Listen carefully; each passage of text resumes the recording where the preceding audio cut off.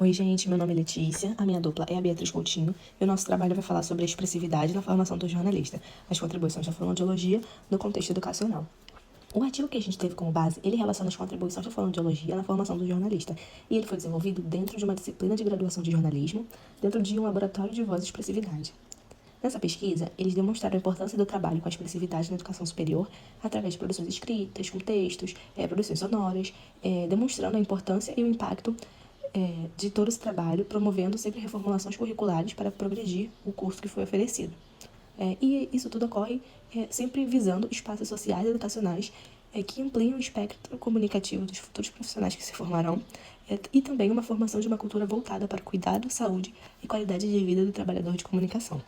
Então, essas reformulações curriculares, elas ocorreram de acordo com a demanda dos alunos, a adequação às novas diretrizes curriculares e de acordo com o objetivo da disciplina, em que eles se propuseram a dar mais aulas práticas e aumentar a carga horária total. Na configuração dos processos de trabalho jornalístico na sociedade midiática, diversos fatores confluem para a diversificação das habilidades expressivas dos jornalistas, como as novas tecnologias, os equipamentos móveis, as multiplataformas, em que as demandas de desempenho eles se alteram de acordo com a atividade que vai estar sendo desempenhada. Então, as condições de trabalho e os formatos dos programas, como o web jornalismo, radiojornalismo, eles proporcionam uma maior dinâmica comunicativa e expressiva, envolvendo processos interativos, novas formas de acomodação, postura, posição, movimento, deslocamento, em que o emprego dos recursos verbais e não verbais, eles são postos a jogo a todo momento, em que o corpo do jornalista inteiro, todinho, é posto sob demanda expressiva. Então, os aspectos, os temas e os conteúdos referentes à linguagem verbal e a não verbal dizem a respeito a essas novas demandas do trabalho e a necessidade de qualificação profissional do jornalista, que devem ser contempladas dentro dos processos educacionais e formativos, apesar de já ter sido constatado e que há poucas disciplinas ofertadas com esse tipo de conteúdo sendo de forma direcionada. Então, no artigo complementar que a gente utilizou para o nosso trabalho, também foi constatado que os comunicadores, eles suavizam características do falar com sotaque durante o exercício profissional, para se adequar a um determinado padrão. Então, eles objetivam não perder sua identidade, mas eles fazem isso para se aproximar dos seus semelhantes. Então, a gente vai ver também um pouquinho mais para frente, aprofundado com a Beatriz, que quando a nossa emoção está presente, a nossa expressão, ela vai demonstrar que nós somos. Então, para finalizar a minha parte, a gente vai ver um pouquinho mais pra frente e vai dar início agora a falar sobre a fonoaudiologia nisso tudo, em que ela deve atuar para que o jornalista ele se expresse de uma forma que a mensagem chegue no outro de uma forma clara e que chegue no outro e em todos os outros, que essa mensagem que ele está passando seja entendida por todos, sempre melhorando, né, o seu desempenho comunicativo, considerando seus aspectos pessoais, de emoção, sua fala e respeitando também seu corpo e sua identidade. Bom, e aqui a gente apresenta quais foram, né, os repertórios que nos ajudaram a consolidar essa apresentação, esse trabalho, e a gente iniciou com a fonoaudiologia na formação de jornalista, resultado de uma proposta de atuação, que, aliado ao artigo base sobre a expressividade no campo da uma visão mais educacional, né, ajudou a gente a entender um pouco sobre a atuação da fonoaudiologia nesse processo, no processo pré, durante e depois do trabalho do profissional do jornalismo, né? Do como ele emite as informações, o quanto a postura influencia, o quanto as técnicas usadas influenciam na fidedignidade da informação que é passada mesmo. E aí, uma sacada que a gente teve muito grande foi aliar isso a questões mais problematizadas, principalmente no cenário atual, né? E a gente trouxe esse sotaque telejornalismo, representações de comunicadores da mídia nordestina, que traz essa referência sobre o discurso do jornalista, não só sobre a técnica dele, mas sobre a qualidade de como ele remete esse tipo de informação. Será que a informação só é aceita quando ela vem de o eixo Rio-São Paulo? Ou só quando ela carrega uma neutralidade de sotaque? E aí, uma referência que eu achei muito legal foi esse podcast que se chama Construção e Representação do Sotaque no Telejornalismo Nacional, que a apresentadora ela chama uma linguista no caso, né, e uma fonoaudióloga para bater um papo muito interessante sobre esse tipo de construção, né? E aí eu trouxe aqui algumas pautas que foram comentadas e ela iniciou retomando uma visão histórica sobre o sotaque, como o Brasil ele foi colonizado e teve um choque de cultura muito importante, e não só de indígenas com portugueses, mas de indígenas que tinham uma vasta ocupação e de europeus que vieram também de uma vasta ocupação. Então, cada um tinha crenças, tinham dialetos, tinham línguas diferentes que se chocaram e se fundiram como uma só, e como isso impacta até hoje em nosso país. E caramba, será que o jeito que cada região fala, a forma com que cada lugar desse foi desenvolvido e ele é inserido no mundo jornalístico, é, ele impacta na credibilidade e na compreensibilidade do conteúdo, porque nós que estamos aqui assistindo as informações que eles emitem, que fazem esse balanço entre o que é aceito e o que não é aceito, entre o que a gente toma como verdade e o que a gente acha que é sensacionalismo, né? Hoje em dia, esses termos estão muito, muito em alta. E assim, é importante que a gente traga esses assuntos porque faz parte da nossa história como sociedade. E aí, retomando um pouquinho mais ali para cima do slide, né? Ela traz um questionamento de: será que existe um modo próprio de falar da televisão? Será que a gente tem um sotaque da televisão? Será que esse sotaque ele carrega um caráter mais neutro, mais imparcial, né? Que é o que eles gostam de falar.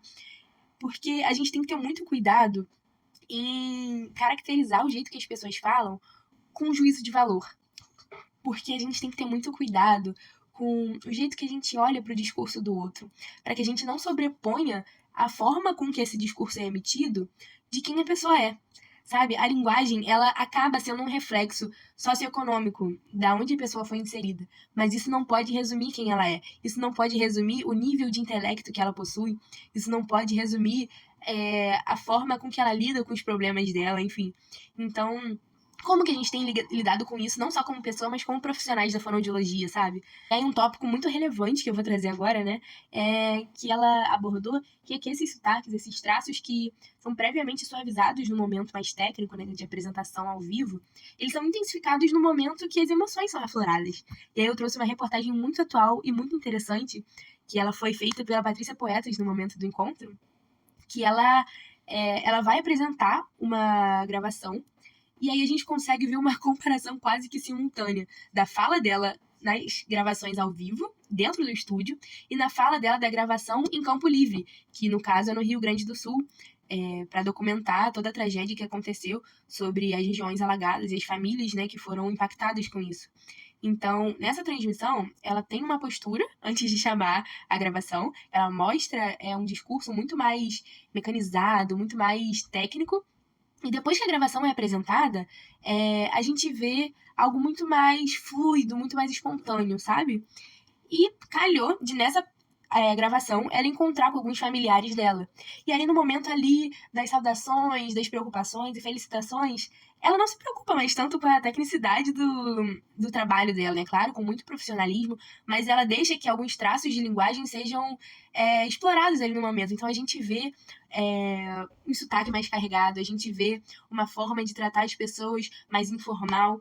E essa comparação é muito interessante para a gente ver como pequenas estratégias elas fazem diferença. Eu tentei trazer o vídeo, mas eu não consegui, deu alguns problemas, aí eu achei que não fosse rodar também.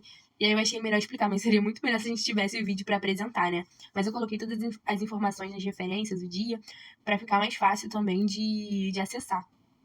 E aí, depois de toda essa carga de repertório, a gente tem uma análise crítica muito importante referente ao artigo base, que é o que norteou a gente para esse tipo de conversa, né? Bom, primeiramente, a gente notou que a literatura ela não é tão atual quanto gostaríamos que fosse. Apesar de outros repertórios da gente, alguns não serem tão atuais também, ele carrega um caráter muito mais generalista, sabe? Sobre a expressividade do jornalismo. Ele tem um caráter muito mais técnico e dissertativo. Então, muito também por estar pautado nessa área educacional, né? Ele não abrange tanto as possibilidades sobre a expressividade. Porém, isso foi algo muito interessante que nos impulsionou a buscar, né, outras pautas, outras áreas que foram indiretamente sugeridas. Mas um ponto muito importante que eu particularmente achei foi a fácil leitura dele. Então, eu acredito que tanto para a promoção de conhecimento de outras áreas, de outros profissionais, quanto para a gente que está complementando o nosso repertório profissional, ele consegue trazer o objetivo, né? Que ele consegue suprir esse tipo de informação, esse tipo de apanhado. E aí, na discussão, eu trouxe uma definição que eu gostei muito sobre a expressividade, que, no caso aqui, ela é feita como qualidade do que é expressivo e energia ou força de expressão.